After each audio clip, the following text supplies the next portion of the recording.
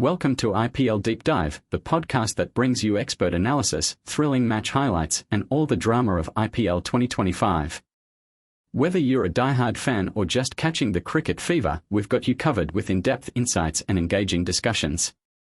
Get ready to explore the heart of the action with your hosts, Mike and Michelle, as they dive into today's match analysis. It's time to step onto the pitch and join the conversation. Okay, so you know how it is, right? IPL season, it's bam, bam, bam, matches coming thick and fast, everyone's got an opinion, tons of stuff flying around. Yeah, totally, it's a whirlwind. And you sent us a ton of stuff on that CSK, Chennai Super Kings versus Delhi Capitals game. Yeah, that was a big one. And we've got the YouTube post-match chat, a lively one by the looks of it, and the official scorecard, all that good stuff. And we know you guys, you just want the bottom line, right? Absolutely. No time to wade through it all. Get to the point. Exactly. You want to be in the know quick. Yeah. So we're going to do that for you. We're going to cut through all the chatter, get to the nuggets, the real gold, the things that matter. The insights. Yeah, the insights. What were the unexpected turns, right? What did the players do? What stories did their performance tell? And what does all this mean for DC and CSK going forward? Yeah, absolutely, yeah. Trying to see beyond the obvious, right? Exactly. So let's dive in. What just jumps out at you? What's the first thing? I mean, just looking at it, the thing that really pops is that Delhi Capitals, they went and won in Chennai at Chepauk. Yep. You know, CSK's home turf. Yeah, their fortress. It's their fortress. Like, it's almost impossible to beat them there. And they haven't just won, they've broken a 15-year drought. 15 years. Wow. 15 years, they haven't won there since 2010. That's massive. That's huge. Yeah, immediately you think something's happening here, you know? Absolutely right. Yeah. It's like a potential power shift. Yeah. You know, in this season's IPL, it shows how much Delhi Capitals have upped their game. Yeah. And what's really interesting from the YouTube video, it's not just a one-off.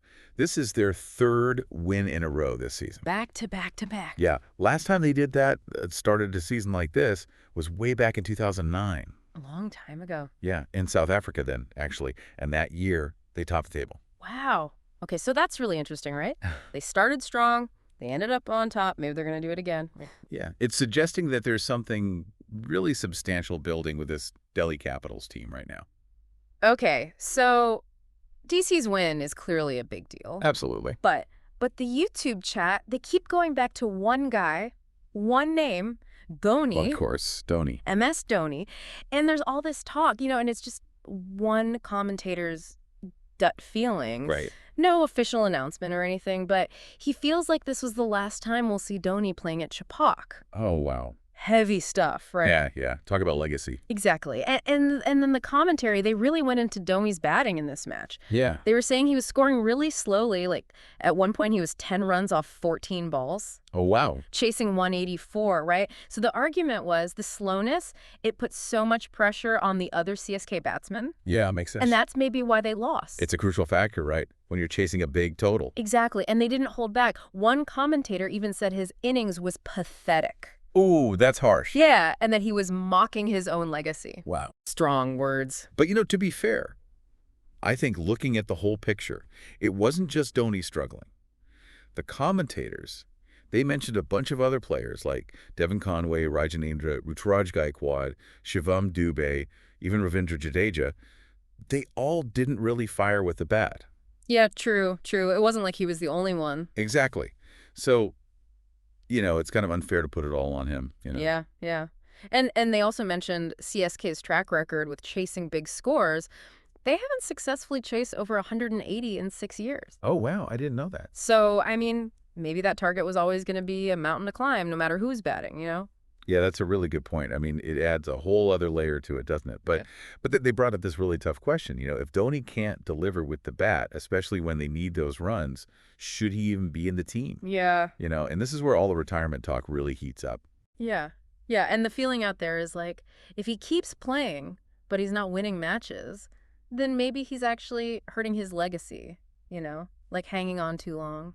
Yeah, I see what you mean. Like, he's achieved so much, he's a legend. Exactly, yeah. And they even compared it to Sachin Tendulkar, you know, how he took a while to get his 100th century and maybe he should have retired earlier. Oh, right. Yeah, I remember that whole debate. Yeah, so they're saying, you know, sometimes it's better to go out on a high. Yeah. And the commentator, he even threw out a possible date. Really? He thinks Dhoni might announce his retirement after CSK's last home game on May 12th. Against Rajasthan? Yeah, against the Royals. And apparently there's some connection to the 2008 IPL final, something about that. Interesting. Yeah. But, all speculation, of course. Okay, of course. All right, let's shift gears a bit. Talk about Vijay Shankar. Okay. 69 runs. Seems decent, right? Yeah, not bad, not bad. But the commentators, they weren't too impressed. Oh, really? Why not? Apparently, he couldn't time the ball properly. Like the whole innings, he was struggling to connect. Oh, I see. And because of that, he was playing super cautiously. Okay. And that put pressure on the other batsmen. Yeah, because they had to make up for his slow scoring, right? Exactly. And so the argument is, he got the runs, but did it really help CSK win? Good point. Like, it looks good on the scorecard, Yeah. but it didn't contribute to the team's success. Exactly. And that's what matters, right? The team winning. Absolutely. And this kind of leads into a bigger question about CSK's overall strategy. Yeah, their approach. They always have a lot of all-rounders. Right. And their plan is usually to bat deep into the innings. Yeah, take it to the end. Yeah. But the commentator was saying maybe that's not working anymore. Interesting. In the modern T20 game. Exactly. Like, maybe it's outdated. Yeah, maybe other teams have figured them out. And on top of that, their batting lineup isn't really firing. No consistency. Yeah. Even Rusaraj Gaikwad, he's usually so solid for Maharashtra in domestic cricket. Right. But he's been struggling in the IPL. Interesting. What really stood out to me was this discussion about Dhoni's role, like beyond just batting. Yeah. The commentator was pretty blunt. They said that in CSK, everything revolves around one person. Wow. So they're basically implying that maybe CSK is too reliant on Dhoni. For decision-making, strategy, all of that. Yeah, exactly. And that maybe that's stopping them from adapting, from evolving as a team. Fascinating. And they even talked about CSK's discard philosophy. Oh, yeah, the whole thing about picking up players other teams have let go of. Yeah, and how they often turn those players into stars. But the commentator was suggesting maybe that's not as effective anymore. So it's like they're stuck in the past, Right. holding on to what worked before. While the game's moving on. Yeah, exactly. But okay, let's give credit where credit's due. Yeah, absolutely. The Delhi Capitals, they played incredibly well. Phenomenal performance. The YouTube commentators were raving about them, calling it an outstanding and near-perfect win. Yeah, they were super impressed. And you can't talk about this game without mentioning KL Rahul. Right. 77 runs off 51 balls. Yeah, he was on fire. He was the backbone of their innings. And the bowling, they were all praising the bowlers. Stark, Kuldeep. Yeah, and especially this young guy, Vipraj Nigam. Oh, haven't heard of him. Yeah, apparently he even outbowled Kuldeep in this match, which is pretty amazing. Wow, so a real rising star. Yeah, exactly. And then there's Axar Patel. They were really impressed with his captaincy, the way he used his bowlers. Smart tactics. Yeah, and they specifically mentioned his decision to bowl the 18th over at Chepauk, which is usually a death trap for spinners. Bold move. It really shows you how confident he is. And how much the team trusts him. Yeah, totally. They did mention one weak link, though, in the bowling. Mukesh Kumar. Okay. Apparently, Natarajan is bowling really well in the nets, so they think he might replace him soon. And we can't forget about Tristan Stubbs. 24 runs off 12 balls. Quick fire. Yeah, that cameo really helped boost their total. And get this, Delhi only played 3 overseas players in this match. Oh, wow. That's really saying something about their Indian talent.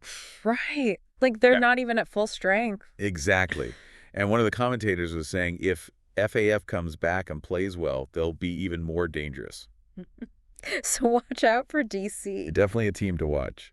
Okay, now, before we wrap up, we got to talk about this other thing that came up in the YouTube chat. Yeah, the broadcasting and the fan reactions. And some people were not happy. Oh, really? Yeah, the commentator was saying there's way too much focus on personalities, the players' personal lives, their families, all that. Instead of the actual game. Exactly. Like, they're not analyzing the cricket enough. Wow. And they said this is stopping Indian fans from moving beyond individual players. Like, they're not really supporting the team as a whole. Interesting. It's like they're stuck on celebrity worship. Yeah, and they even mentioned this incident where the commentator missed a deadline they set for themselves by like 6 minutes. No. And apparently it's because of all the trolling they've been getting online. Oh, wow. That's rough. Yeah, it's crazy, And right? it's like everyone's a critic. And they were saying that it's creating this toxic environment Oh, I see. where people just want to tear others down. Instead of actually engaging with the sport. Yeah, and this dumbed down fan culture, it's not good for cricket. Yeah, it's a valid point. It's like we should be celebrating the game, not just the individuals. Exactly. Yeah. So a lot to think about there. Yeah, definitely. It's not just about what's happening on the field, right? It's about the whole culture around the game. Absolutely. Okay, let's bring it all together for you. So in this deep dive, we've seen a historic win for Delhi Capitals, really impressive stuff. But we've also seen a lot of scrutiny on Dhoni, his performance, his future in the game. Big questions there. And we've talked about CSK's struggles, their batting, their maybe outdated strategies. While DC, they seem to be peaking at just the right time. Yeah, and then this whole other issue, how cricket is being presented to the fans, the impact of social media, it's all connected, right? Yeah, it's fascinating how one match can reveal so much about the teams, the players, the fans, even the culture. Exactly. So here's a final thought for you. We've covered a lot today. But what do you think is the most important factor affecting CSK right now? Is it Dhoni's form? Is it their team strategy? The pressure they're under? Something else? Good question. Think about it and let us know what you come up with. And if you enjoyed this deep dive, all these insights, let us know. Send us more stuff. We'll keep digging, keep exploring. There's always more to uncover. Always. All right, until next time. See ya.